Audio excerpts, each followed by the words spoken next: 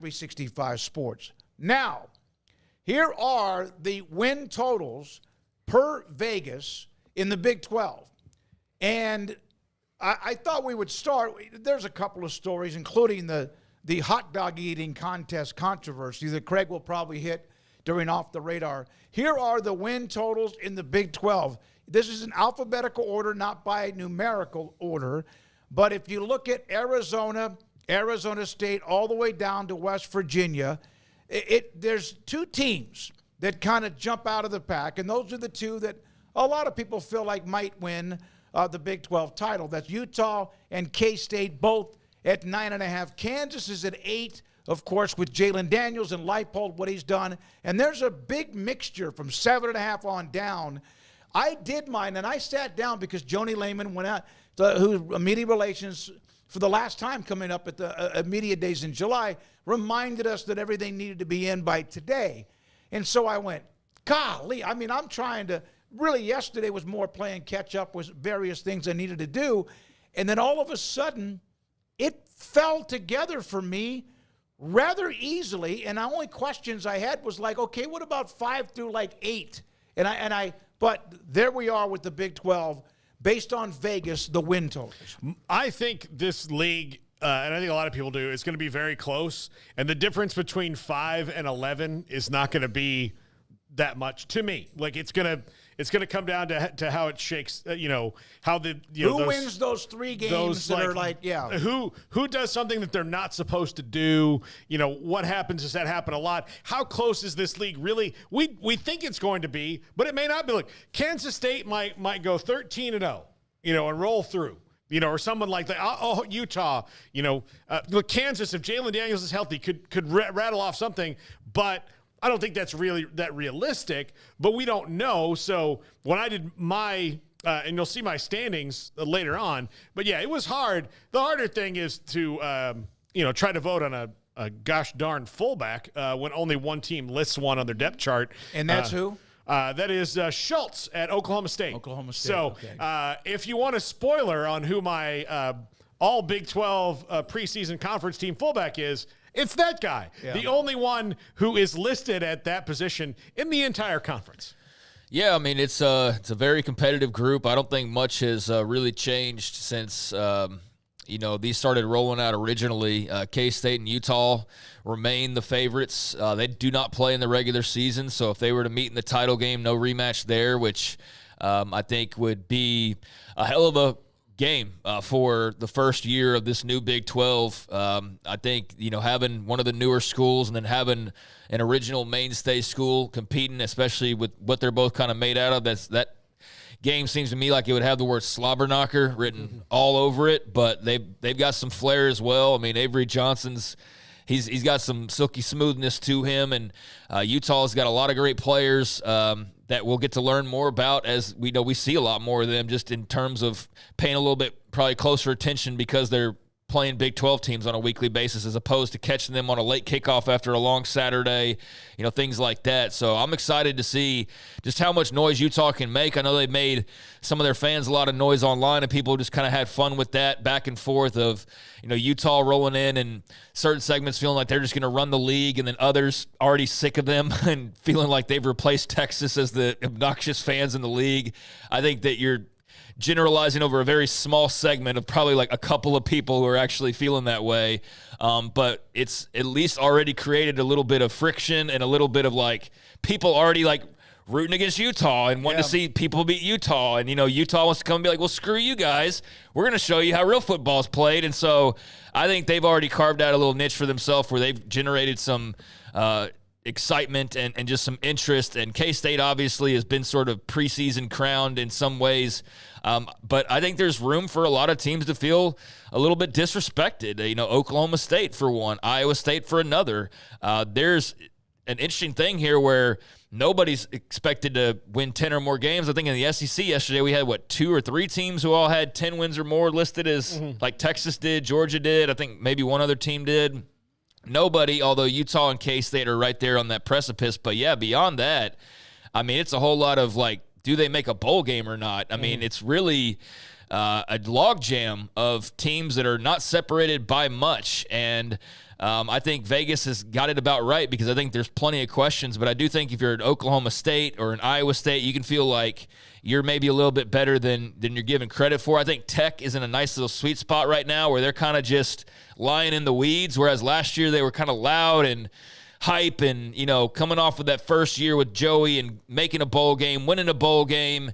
I felt like there was a lot of noise surrounding them. And then they didn't have the best year, although they still closed strong with the bowl win.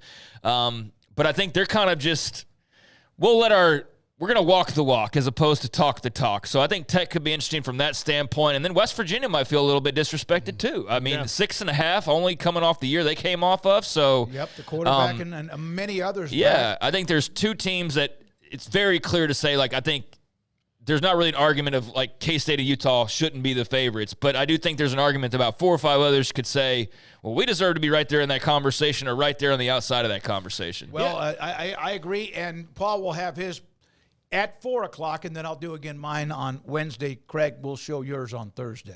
Yeah, and look, I think that I go down this list and I'll hit the over on most of them, and part of that is, and we hit the over on most of the teams yesterday in the SEC. The leagues are so big now. Yeah, the leagues are so big that there's fewer intersections of you have.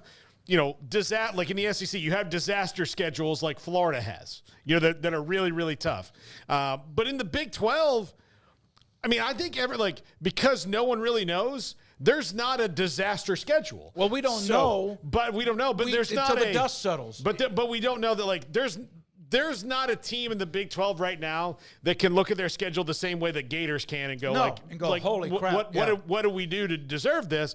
And I'll just say be Gators. But they but in the Big 12, there's just not that kind of crisis intersection that you would have where you can play Bama and Georgia and Texas and Oklahoma all in a row, where that doesn't happen that much. But in the Big 12, there's more spacing. There's going to be probably some closer games. It's going to be one of the more evenly matched leagues in the country. So because of that, you could hit overs on a lot of these, and you can see some good records, like a bunch of teams with 7-5s and 8-4s or better, because they're not all going to play each other like they would in the past. Let's be honest. There are no alpha names that we would look at times, no matter who they have been lately, and they jump out at you. There will be, perhaps you hope within the next couple of years, somebody jumps out, 1 or 2 or 3 programs, but there's none of those names that when you look at that schedule, it's just because of who they have been, the tradition, and the fact that a lot of times they're good every year. I think, you look at K-State and you expect them to be good, but I don't think anybody's going well, they're unbeatable. No. Same thing with Utah. You expect them to be, they're going to be that buzzsaw that they are, but I don't think anybody's shaking in their boots of oh, God, how are we going to beat Utah? It's I think we could beat Utah if we play well and whatnot. A bad Baylor team nearly knocked them off in Waco last year, and I know that was early in the season. Utah had injuries. I get it. I get that they were not at full strength, but just saying, you can't guarantee full health all year either. So, there's just a lot of unknowns, I think, but there's not any surefire thing right there at the top. Although if there was, Utah and K-State seem like the most fitting teams to fit that bill.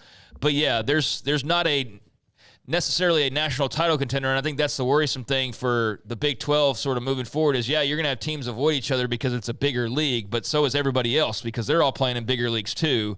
The thing with the Big 12 is if you have a team that loses 2 games, that might be automatic elimination depending on what happens elsewhere in the country, whereas in other leagues, 2 of them, one in particular, you lose 2 games, and depending on who you lost to, you're still perfectly fine. It's we've lost twice in 7 weeks, but we lost to Bama and we lost to Oklahoma. So, you lost to Kansas and Texas Tech. You're out of here. But we've got at least one more buffer game, and so I think the margin for error for Big 12 teams in this new playoff, even though it's expanded, we're already seeing, if you look at the Andy Staples thing, I brought this up earlier, count how many Big 12 teams, and not that he's the end-all, be-all by any means, respectfully, everybody's got their preseason predictions, but if we know how the narrative's already been massaged this offseason from Greg Sankey and others.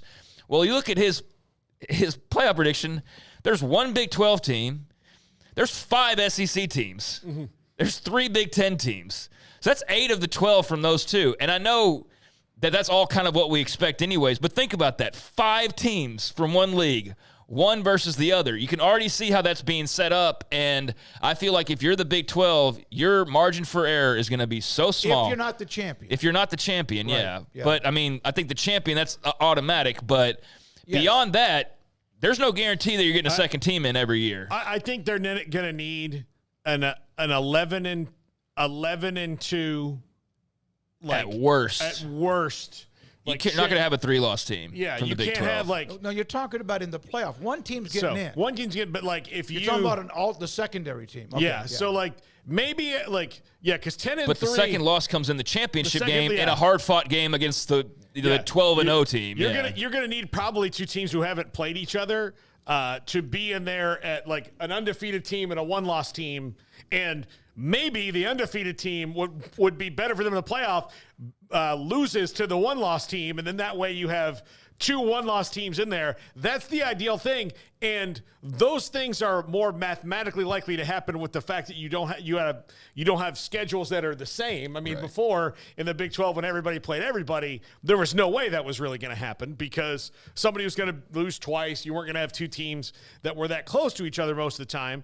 But now, because again, the schedule is just so like broad through 16 teams, it could happen. But again, if the Big 12 championship game is a team that's 10-2 versus a team that is 9-3, that's bad news for the Big 12.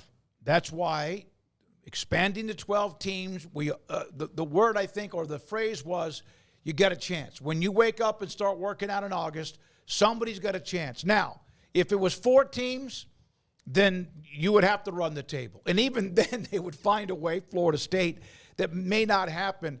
So expanding the playoff to 12, which I like, all that did was allow the 2 dudes, the alphas, to have 3/4 of the playoff. Mm-hmm. And okay, that if they earn it, they earn it. And in some cases, sometimes maybe there'll be a team or 2 that gets in just because. Well, and the way to stop that is to go and beat those teams. Exactly. I mean, that's the only thing you can do. I said this in an earlier show of like, all this talk about all these extracurricular topics, whether it's the NIL gap or it's the revenue gap or it's expansion or whatever the topic is of all the various topics that are out there. The answer for the Big 12 to be, since we're talking about them specifically, to be the best conference they can be is not to have 25 teams. It's not to just keep adding and getting that little adrenaline rush of expansion or, going and playing in Ireland or whatever. They got to win football games that matter, and that's really all that matters. I mean, that's the only way you correct the way you're viewed by TV networks. That's the only way you're viewed differently by pollsters. That's the only way you're viewed differently when it comes to the playoff, is to go out and prove it on the field. And I think there's a lot of unknown that they are not going to get the benefit of the doubt for. And the teams that would get the benefit of the doubt are no longer in this league. Mm-hmm. So even if you're K-State, who's had a great history, or Utah or whatever, you're not going to get that same bump as others who might have similar records in other leagues get. You're going to have to outright win the league, and if you don't, you're going to have a pretty damn impressive run, and that's just to be able to get a couple teams in. And the Big 12 will need to win a playoff game or 2. Right. That sure wouldn't hurt. Win games. That's all you can do. It would be helpful. Now, the SEC today released